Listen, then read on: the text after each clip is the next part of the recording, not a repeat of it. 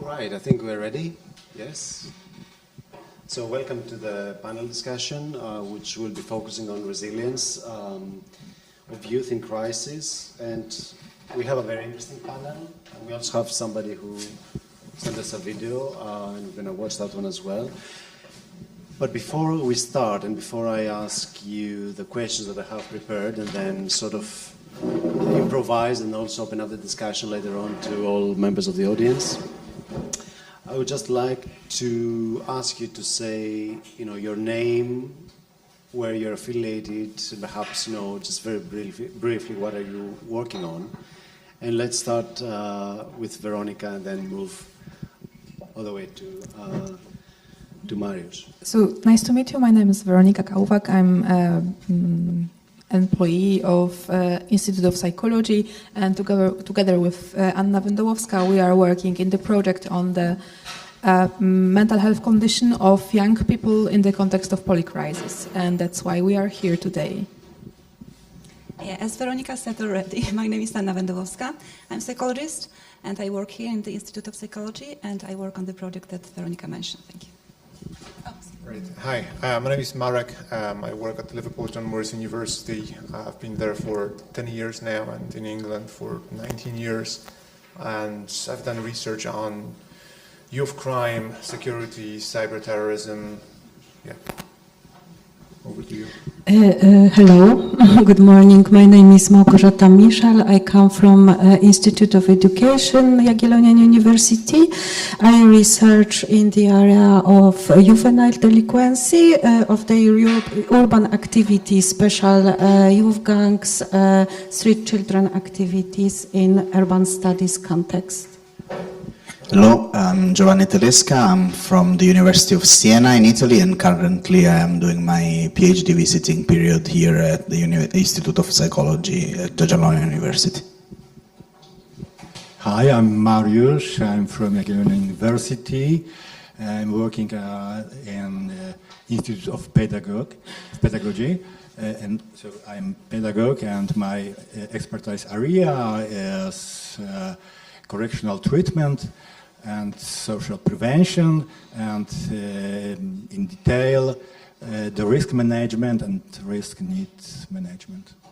Yeah. Great. Thank you so much for joining me on this panel. I guess I will start with you, Anna and Weronika, and let's start first with Anna. And given the topic of the panel, I was wondering if you can just tell us, given your expertise, what resilience is. How would you define resilience? And let's start from that, and then I have some follow-up questions for you and Weronika about the topic. Okay, thank you. So that's a huge topic, of course, and I try to cut it short. So the resilience itself as a concept was derived after the very popular, very famous research done by Emma Werner, which was in 1955 in Hawaii island, Kauai. And she observed for over 30 years almost 700 children born in 1955. And most of the, maybe not most, 1/3 of the children, they were living, or they grew up in very adverse experiences. And the idea was that because they are surrounded like pathological factors like alcoholism of their parents and mental health issues and poverty, probably they will develop kind of psychopathological features. And after all those years of observations, it appeared that the mere factor of existence of those risk factors doesn't determine the fact that the children develop psychopathology. So the concept of resilience emerged. And it was defined like a relatively well-functioning and implementing quite well the developmental tasks despite all those adverse events. So roughly speaking, this is what it is. But then I guess my next question is, where does it come from? Why these kids that, you mentioned from the original study, develop this kind of resilience? Is it down to the genes? Was it something in the way they were brought up? Was there interaction? What do we know from that study or from subsequent studies that you've done? Veronika, also feel free to jump in if you want. Yeah, so maybe I will continue. Several protective factors were identified. And number one is individual characteristics like so-called easy temperament or intellectual abilities or self-regulatory skills, high self-esteem, and so on. And number two were those interpersonal issues like family cohesion, compliance between the family members, close relationships, the amount of support received from the parents and from the adults. And there is also, and actually Veronika is expert in this field, different thinking about resilience in a global perspective, so maybe... Yeah, sure. I'm just going to turn on the air condition because somebody can be talking. Turn on, okay. Yeah, so I wouldn't say I'm an expert, but thank you. But generally the field of resilience or the studies on resilience is at the moment very broad, so quite obviously there are some inner conflicts and discussions within the field. And I would say that the most important issue of the discussion or disagreement, let's say, is how do we understand resilience? And we are usually use resilience in psychology in this kind of understanding that this is an individual disposition. So just as Anna said, it might be characteristic of personality, maybe something about the genes, maybe it develops throughout the development within family, but still it would be an individual characteristic, psychological characteristics, for example. However, the discussions try to switch our attention to resilience that is understood in more environmental way. So it wouldn't be then understood anymore as an individual characteristic, but rather as a characteristic of the environment. And that's why we are tending to use other terms, for example, family resilience or community resilience, sometimes diet resilience. So resilience is something that is going on within a diet, for example, between a child and a parent, or within a family. And resilience wouldn't be an individual trait anymore, but rather, let's say, a constellation of some traits within the environment. And we can understand the environment in a broader way or like a smaller way. So family may be an environment, but also a society may be an environment.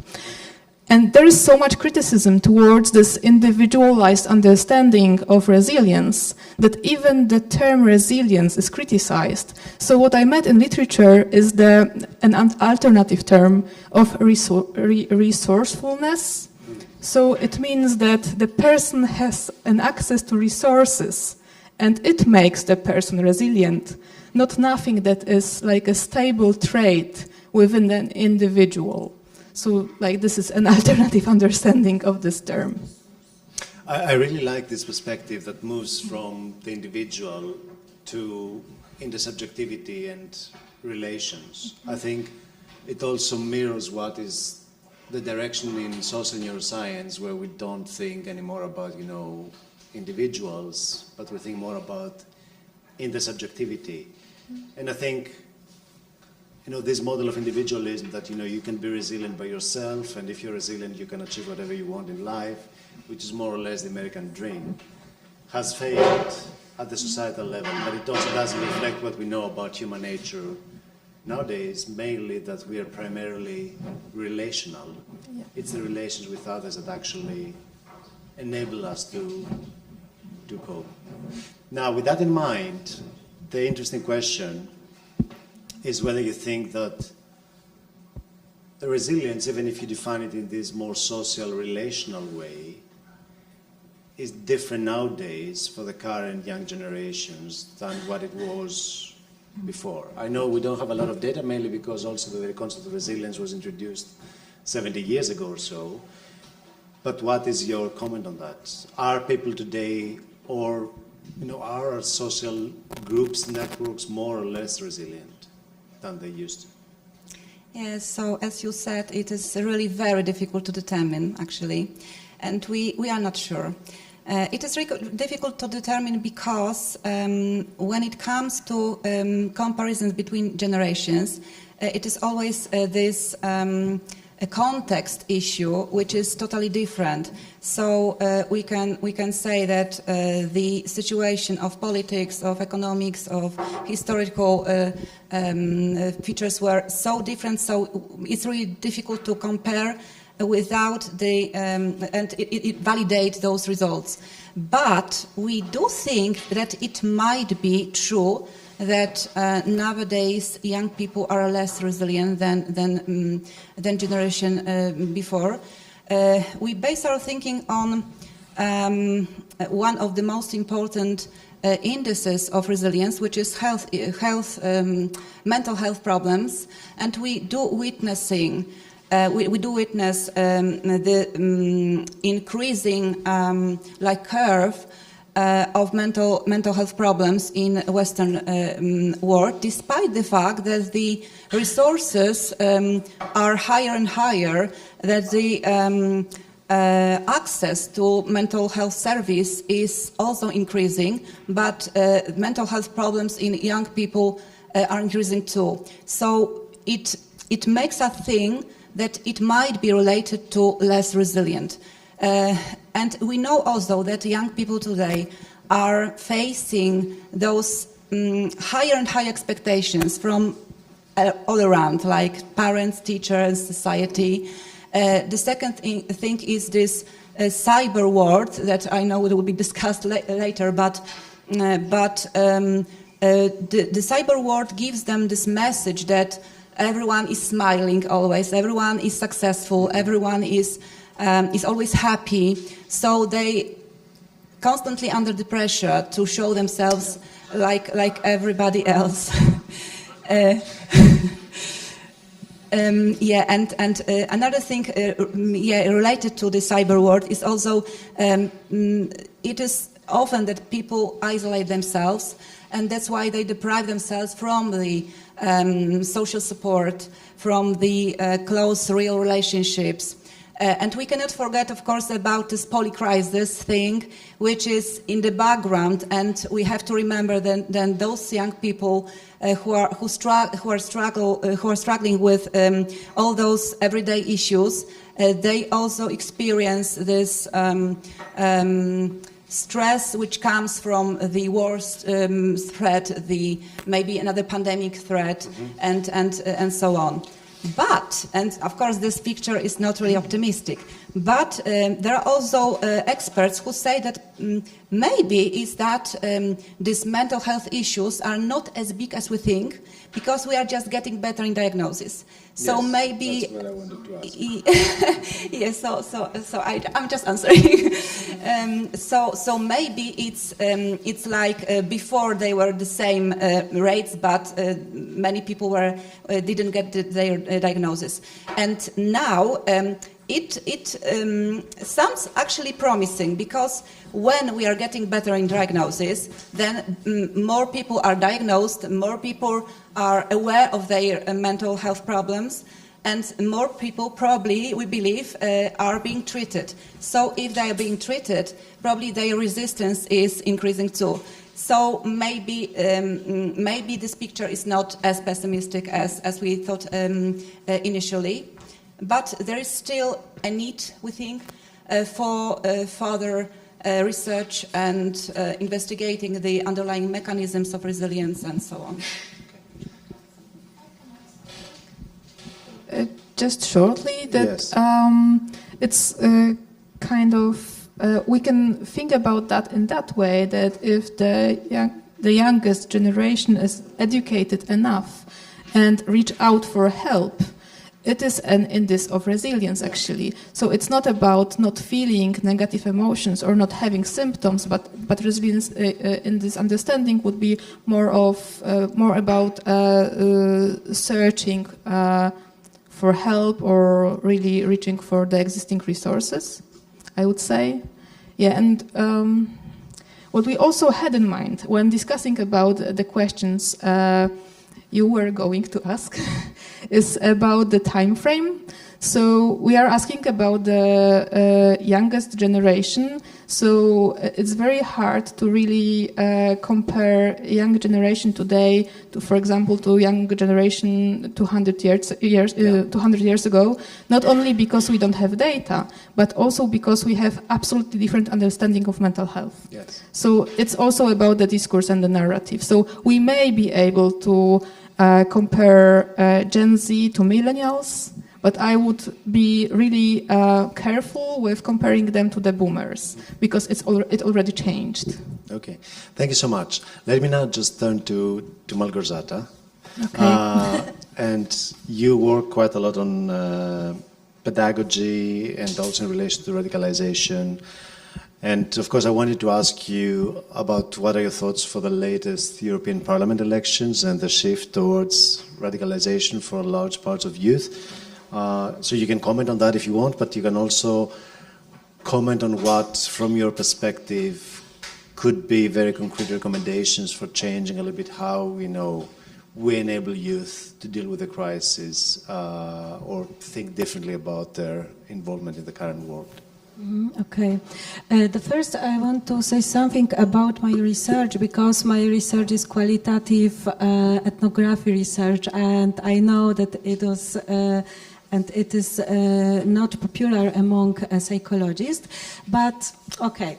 And in my research space is special street, poverty space of urban, and activity,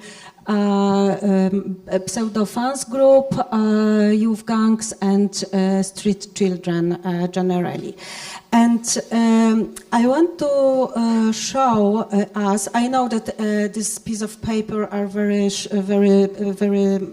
little, but it is a result of my visit in Łódź. Last weekend I was in Łódź in conference about qualitative research, and I had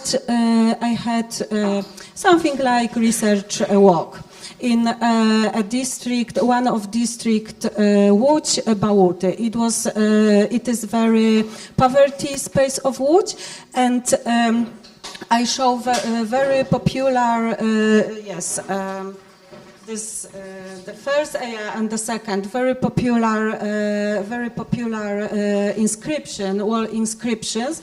National Poland, what does it say? Because I don't speak National Poland and White Europe, and very popular are White Poland, Poland for Poles, etc. And symbols like Celtic crosses, like this picture, or sometimes swastiks, and very national right-wings inscriptions and symbols, sometimes fascism and racism too. And in my opinion, it was is a clear increase in extreme national sentiments and behavior, generally in youth environment.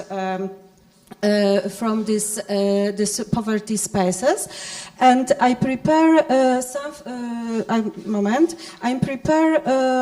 recommendations for special for educators and pedagogists about this difficult situation, because this kind of radical behaviors we show in prison too, in juvenile facilities, in public, sometimes in public institutions, but in school, sometimes in Polish schools are very popular symbols and very popular inscriptions on a wall, yes. And I know that maybe these recommendations sometimes is obvious, but only for me, for you, and for us. But generally, I think that it is these recommendations are very, very important. For example, we need to starting using scientific knowledge and research results immediately, because in my opinion, this situation is very, very hard. And for example, theory then can work is crime prevention through environmental design, because this means creating space free of hate and discrimination, such as categorical bans on painting walls. And in my opinion, a very good theory of this background is broken windows theory or zero tolerance policy, for example, in Polish schools. The next, cooperation with local NGOs and activists. For example, exchange of experience, good practice, and involving young people in small and local project, then aim to specifically help a particular person. For example, particular Ukrainian family, particular black children, etc. Because big tendencies is in Polish school discrimination of Ukrainian children, or for example, black skin children too. The next recommendation is teaching patriotism, not nationalism. I know that border between this one is sometimes very fluently. Yeah, but I think that it is very, very important. Reducing fear of others through volunteering, helping. For example, in my opinion, good form of this activities is living library, where when we arrange meeting, when, for example, people from other culture meeting with people with Poland, for example, yeah. And I think that it is very important for children, and for teachers, a workshop and training for teachers and educators on what is hate speech, how to diagnose radical attitudes and what can concern us in the behavior of students, and how to respond to manifestation of discrimination, hate speech, radicalization, violence, radicalization, etc. Creating violent-free and hate-free zones in school, in public institutions, in juvenile delinquents facilities too. Very important is learning hate-free language. For example, non-violence communication methods. Yeah, I know that I have a very, very big list of this recommendation. Okay, but we also need to give time to the others and also to open up the discussion. One thing that I want to say, and perhaps we can pick it up later, there's a lot of discussion about co-creating research, but also perhaps co-creating policies.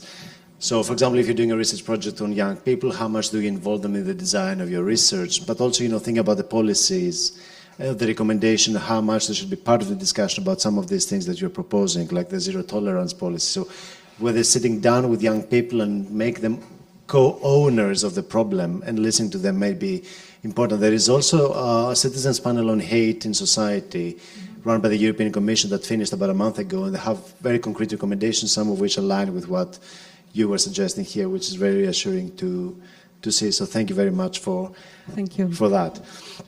I think the next person that I wanted to ask a question was Christiana and Dana, who are the PhD students from the IPPAD project working with with the team of Małgorzata, but unfortunately they're not here because they're at the conference in Chile. But I had the opportunity to ask Christiana to tell us a little bit about her research and what she hopes to discover and how she can turn her research into some kind of insights for societal change. And I think we're going to hear from Christiana on this video. And maybe I should move so they can all see. Hi, everyone. Thank you, Małgorzata and Manos, for inviting me to this panel. This is a new experience for me as a first-year doctoral student, and I'm very excited to be able to participate, even in video format. So my name is Christiana Nika. I come from Greece, and my background is in forensic and legal psychology. And the question I'm trying to answer with my doctoral research is, what if we could explore the evolution of the psychology of political engagement from the moment democracy appeared on the map till now? As part of IPPAD, I'm focusing on the psychological underpinnings of political engagement and their evolution throughout both different historical periods but also different developmental periods. So my interests are twofold. I want to see how the levels of cognitive, affective, and motivational indicators of political engagement, like political interest or political efficacy, might fluctuate before, during, and after periods of political and social unrest in different historical periods. And additionally, I want to explore how the relationship between some of those indicators might change during developmentally significant periods such as adolescence. The first part of my research is inspired by a new trend in the discipline called historical psychology, where, among others, computational text analysis methods are used to elucidate the psychology of the people writing the text that is being processed. In my case, I'll be using texts from starting from ancient Greece and the birth of democracy up until modern Greece, modern Greek text in the 90s. And to complete this timeline, in the second part of my research, I will take advantage of the IPPAD panel service in Poland, which we conduct in schools, recruiting teenagers from 12 years old and onwards and testing them for 3 years to see how individual and political motivations might be activated in adolescence and in conjunction with their motivations to use social media. What I hope to discover is a nuanced understanding of how political engagement involves both historically and developmentally. By studying historical text, I want to identify patterns and shifts in political thought and engagement that have occurred over the centuries. And I hope this historical insight can offer some valuable perspectives on contemporary political behavior. And for the developmental aspect, I want to uncover how adolescents form their political identities and what factors influence their political engagement during these formative years. Understanding this dynamics is crucial, as early political engagement often sets the stage for lifelong participation in democratic processes, of course. Now, regarding how I see my research bringing on any kind of societal change, I think identifying the historical and psychological factors that drive political engagement, we might be able to develop educational programs that are aimed at fostering the factors that we found to be important during different social and political circumstances every time.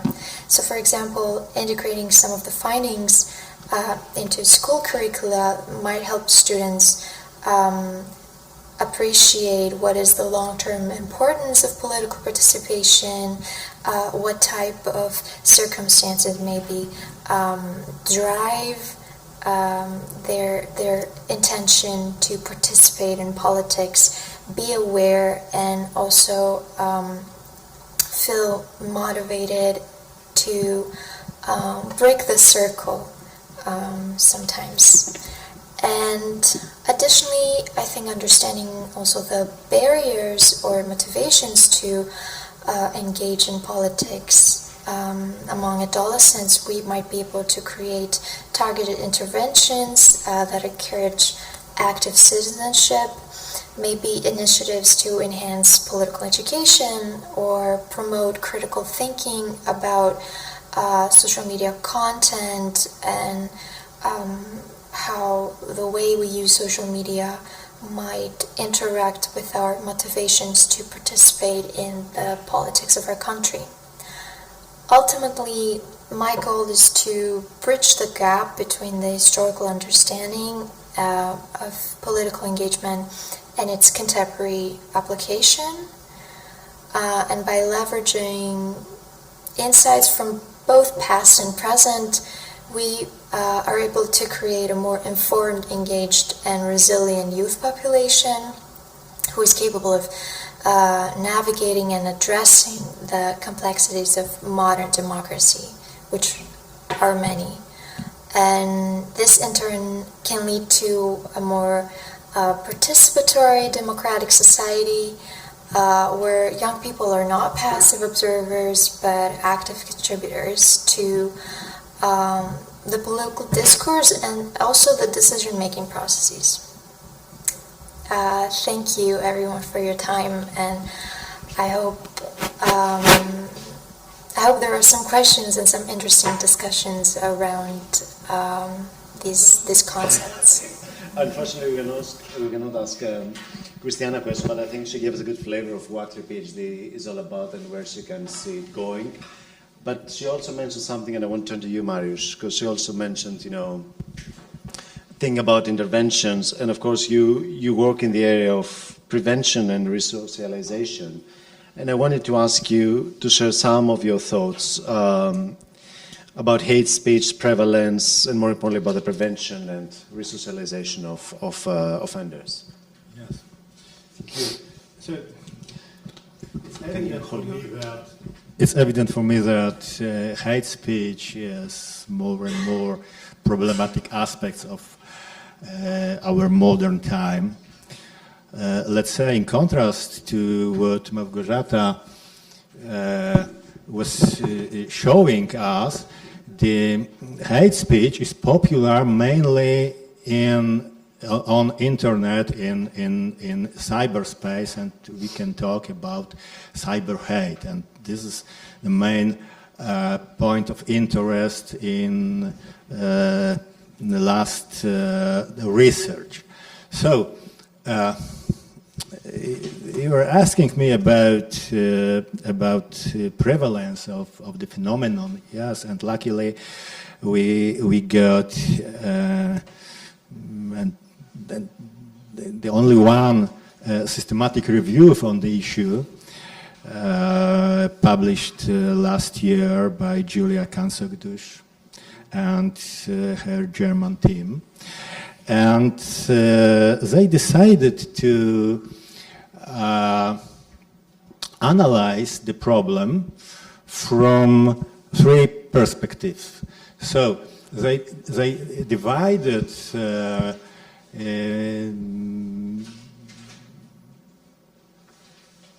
hate speech involvement into three categories that are exposure, then victimization, and perpetration. Yes, and of course, the most frequent cases of hate speech we can identify in exposure. Let me cite some data of this analysis. So, 68% of adolescents in Spain were engaged in hate speech as a witness. 68 of the ones that they studied. 68% yes, of the 68% of the sample they studied. Of the sample, yes. Yes. In contrast, in India, it was only 31%. When it comes to victimization and perpetration, indexes are visibly lower. So the majority of studies they analyzed are those which concentrated on cyberspace. Yes. Interestingly, one Polish study was also taken into consideration in the analysis. Yeah. And if you can just say very briefly, what would be for you the most important aspect about resocializing offenders? Oh, yeah. But briefly, because I need to also give the time to the others and also get some questions if we can. So we should think about it again as a practice of prevention and as a practice of correctional treatment. When it comes to prevention, I think we can adopt procedures and strategies well known in educational practice. I mean those that are aimed at, for example, taking perspective, learning of the taking perspective. Yes. The next aim would be empowerment and increasing self-efficacy. Yes. Yes. And in general, working on empathic feelings, yes. When it comes to correctional treatment, yes, we have to deal with completely another game. So, and this is why I'm a bit more skeptical about possibilities of effective intervention. Why? Mainly because prison population is engaged in what we can define as underculture, counterculture, yes, or gang. And ideologies of such groups are founded mainly on prejudices and stereotypes as to gender, sexual behaviors, ethnicity, and so on. So let me show one example briefly. So, but it was from my experience as a former correctional officer. Yes, but the example will be taken from American prison reality.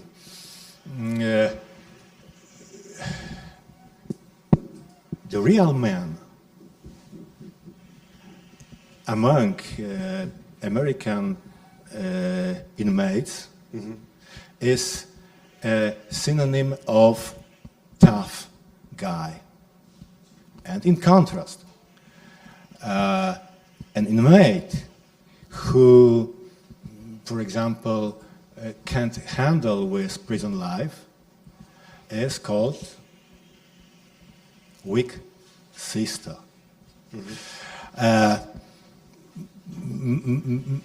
Discussion with Marek comes to my mind. Yes, last year, I'm going to turn to Marek asked me if it was possible to adopt any preventive strategies as to changing prejudices and stereotypes into prison settings. And I said that I would be skeptical because of the fact I presented before. Yeah. Let me, before we turn to Giovanni, just to make sense, to go to Marek. And Marek, you work on radicalization of young people, and I wanted to ask, what are your insights and how this plays out, especially in, the brave new social media world that we inhabit, and what do you see as the main issues there, and what can be done? Right. I'll talk about the youth in Britain, Yes. where I've been living for the last 19 years. I can't say much about the youth in Poland. We've got to remember in Britain, you've got a multicultural society, different ethnic groups, and politicians oftentimes taking advantage of that, to boost their popularity figures. So, in the last 14 years of the Conservative government, the inequality and poverty have increased beyond belief. You've got teachers going to food banks, and when you've got teachers going to food banks, what sort of inspiration can they give to the kids that they teach? That sort of creates a sense of disillusionment with hopes for the future, and you've got certain minorities who feel that they do not belong. So there's little talk about increasing the opportunities of young people, and the Conservative government have actually destroyed lots of opportunities by orchestrating Brexit, by encouraging Brexit, essentially stopping youth mobility, cutting off educational opportunities that I had, and they don't have those opportunities anymore.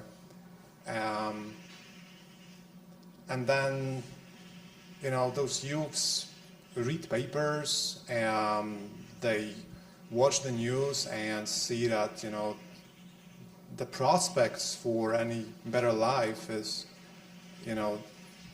rapidly vanishing, and that they realize that their lives are worse off than their parents were. And on top of that, you've got certain religious minorities who feel that their values are not compatible with the Western values. So an example would be a guy who studied business at the University of Salford, and then he used his student loan to travel to Libya for training, came back and blew himself up in Manchester Arena, killing dozens. So you've got individuals taking advantage of that by grooming the disenfranchised youth who don't feel they belong and radicalizing them. There is, however, a bit of hope because, like we know, as for Brexit, the vast majority of young people voted to stay in, and the elderly were dreaming of the glorious British Empire and voted to leave. But overall, I'd say that there's been very little positive change in the last 14 years. So now the likely new Prime Minister Starmer promised to lower the voting age to 16. And I believe, if the 16-year-olds had been allowed to vote, the outcome would have been probably different. And we've got to remember that, the cities in Britain are very diverse, and the ethnic compositions vary tremendously. So you've got more than 50% of people in London born outside Britain. Yes. And they look for a way to find themselves in the country, and there's very little political discourse, allowing them to, find a place. So they look for answers that politicians can give them, and look for certain radical ideologies, including violent extremism. We've got individuals who traveled to Turkey and then moved on to Syria to join ISIS. Then they wanted to come back. So, and then you've got individuals, of different skin colors. So, for example, black youths are 3 or 4 times more likely to be stopped, searched and arrested. Yes. And when it comes to like even renting a place now, like when I arrived, you could go to any estate agent and browse through the catalog of various properties and say this, I like that. You could go have a physical viewing, and now it's a sort of a rat race. So you've got individuals, just trying to outbid each other, yes. and some landlords demand that you write an essay about yourself. Seriously, I'm not joking. No, but okay, so I think all the things that you've observed are true and we can see them, but I want to link that to the broader discussion about the narrative, how big the problem is, how our recognition of what the problem is and how big or not so big is makes us feel and act, and also link that to climate change, because we're going to talk about climate change. And the broader question is, are we making the problem bigger than it actually is? And if we make it so big, then we feel powerless to actually address it. So if we're saying that, the youth mental health crisis, the youth, huge problems with radicalization, the youth, huge issues with, eco-anxiety, hate speech, do we just give up in the same way that some people say for climate change, the way it is being framed make people say, I can't keep up, I have to give up. And then my question, Giovanni, is, and I'm looking to you for some hope, if we can think that, there are other ways in which we can frame or address the issues. Okay, I was exactly thinking about bringing some hope at the end of the talk, because because otherwise the painting is certainly negative, and I don't want to say that it's not a negative situation, because it is for some extent, but it's also I found very inspiring what you were saying this morning in your talk, that language shapes how the world, it may shape how the world is going to be in future. And for example, I think that if we frame everything in terms of negativity, of course, people are going to be much more focused on negative attitudes, emotions, behaviors, rather than thinking about the positive aspects. And for example, I do research on positive moral emotions, and the research I'm focusing mostly on is called moral elevation. That is this thing that, this emotion, this status that we have. I think almost everybody experiences it at least once, when you see somebody doing the right thing towards somebody else, and you feel like you want to be a better person. You feel like you have these positive feelings that I can do better as well, right? And I'm studying that in the context of pro-environmental behavior and climate change, for instance.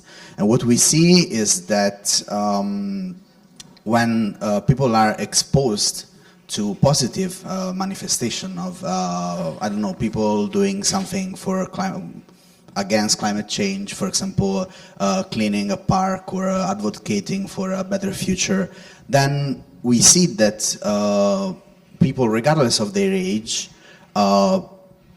feel climate moral elevation, and are also more showing more intentions to engage in pro-environmental collective action themselves. And one recent study that I conducted for my PhD thesis is that we also tried to see whether this could work for climate-related policy support, because I realized that when you ask people after they read an article about a person cleaning a beach, and you ask them, would you do the same after you felt good about it, they would probably say yes. But then we asked also, would you support, for example, increasing taxes on airplane companies or food that include like meat and dairies? And they said yes. They show a better tendency to do that compared to, for example, a situation in which they are not exposed to a positive exemplar telling them to do that for moral reason mainly. So I would think that there is a question of framing, there is a question of what we are focusing on, and there is a question of the discourse nowadays is too much skewed on the negative aspects. Also, for example, in climate activism, there is a lot of people focusing on how we will have this post-apocalyptic world, which is probably what we are going to end up with if we don't try to focus on the positive aspect and bring people to a better perspective.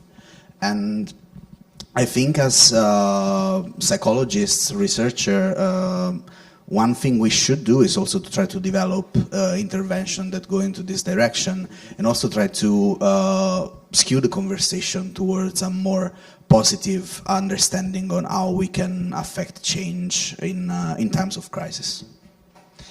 Thank you so much, Giovanni. And I think, the world is messy, and so is youth, and so are other generations. And I think a lot of the things that we discussed about resilience or lack of resilience, mental health, radicalization, hate speech, what is the prevalence of this phenomena. There's also the positive side of things that, young generation is the one who actually made the climate change and the urgency quite prominent in the public domain, in the public sphere in the last decade. I think they are the ones who are asking for, a more equal society, a more inclusive society. And I think these are positive elements of, the contribution they're making in the world. Of course, there are problems, and we should be trying to address these problems, but the narrative has to be balanced in some way. The world is changing for sure, and, every new generation will be changing the world. We tend to think that, yes. Just the last thing, and then exactly. To close up, also because, for example, studying moral emotion, one thing that I understood is that there's no one-size-fits-all solution, right? So there are people that are more, when it comes to climate change, for example, that are more taken into action from negative messages, and for some, instead, negative messages are not working at all, so they are actually stopping them for doing anything useful to combat climate change at all, and then they go into, so maybe they need another type of messaging. So one thing to look at the complexity is also to try to not skew the direction all at one side. All right, thank you all so much for participating on the panel. I think we do have a bit of time for any questions, interventions, thoughts from you. Yes. Yes, thank you so much for the lecture and for the great discussion. I have a lot of thoughts, but I maybe will link to what Giovanni said about the discourse we also create as researchers on young people. Do we call them disengaged, or we call them resilient, and because most of the statistics now show actually the growing engagement of youth. So talking about disengagement of youth is actually referring to the figure of about 10 years ago, yes, and we should be aware to change our language also as researchers. And there is a lot of literature in sociology about the concept, for example, of vulnerabilization of youth. How we, in our conceptual framings, vulnerabilize young people, and actually that creates also a place what you've been talking about in your lecture about creating a discourse of crisis. So why we call the panel Youth in Crisis, or when we could call it Youth Fighting the Crisis, or yes, it's it assumes youth is in crisis almost, how can we judge that? Yes, so I think that's really important when we study youth. It's a very etiquette, stereotyped, prejudiced studied group, We were often treated as a figure. We don't refer, because we talk also about adolescence, but we talked about adolescence and then we quote studies about 18 to 25, So I think we have to be really careful as when we study youth. And I want to also call one from sociological perspective. I think this generational perspective is very important. I know this is a lot of psychologists that you have more individualized perspective, but how, for example, generationally, then Generational. Objective. Yes, how the discourse on mental health has been shaped, you know. Young people like my students, for example, say it's their generational ethos to talk about mental health, you know. They don't call it a crisis of mental health. They say we are a generation to bring this taboo topic into the public sphere, you know.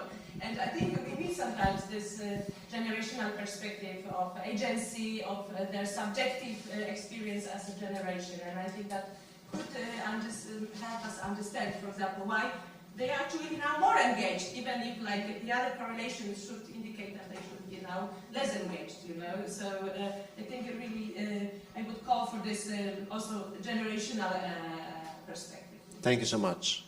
Anyone wants to comment? Well, that definitely depends on the ethnic group, because like we've got Indian groups in the UK, Chinese groups, Southeast Asians, and admitting to any sort of mental health issue is seen as taboo and a big problem for not just themselves, but for the whole family. It creates a sense of shame.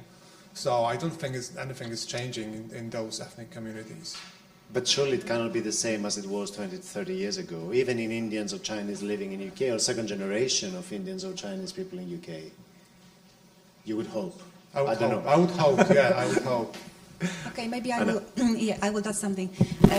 There is a survey run 4 years ago, so during pandemic, by King's College in London, and they were asked different generations about resilience issues, and it's really interesting because older generations, like boomers, like millennials, they all estimated younger generations, like Z generations, that they are less resilient. But, and this is more alarming, and it comes back to what you said at the beginning, that the Z generation actually estimated themselves as less resilient than the other generations. So maybe this is a problem of a social discourse, maybe, but maybe there's something else. We need to touch this topic. So what I would also add to this discussion is that well, when looking into the climate change, we could also see the discourse on the discourse about the young people who are going to solve, rescue us, let's say, or young people who are going to naprawić. Fix, thank you. Young people who are going to fix the climate crisis. And for me, this is also something about the discourse. So, in my opinion, when we talk so much about the young people, it also means a kind of a delegation. So, we delegate the problems that should be solved by adults to young people. And it may show us, let's say, delegating of our responsibility because we don't want to, we as adults, as adults in the society, we don't want to make some changes that would be necessary. And so, of course, it's an interpretation that comes from me realizing that young people, even if they have sense of agency and even if they can vote, they don't have so much political agency as the adults have because, for example, they are not in the disposition of so much economical resources. So it's like a vicious discourse for me. But perhaps we should think not for the adults to solve the problems for youth or for adults to ask youth to fix the issues, but to try and fix them collectively. And I think there are ways in which you can think of that, even if the 14-year-old doesn't get to vote. Teens, and I've been in several panels where teens were involved and say what we want actually, even if we don't get to vote, we want to have an assembly and a panel that can feed into the legislative process, that every law should also be tested about what the impact will be on future generations and so on. So that can change a little bit the discourse. I'm looking at you, Gosia. Time is up. All right, thank you all so much. I think we'll have more discussions during the day. Thank you all for participating, and thank you for your attention.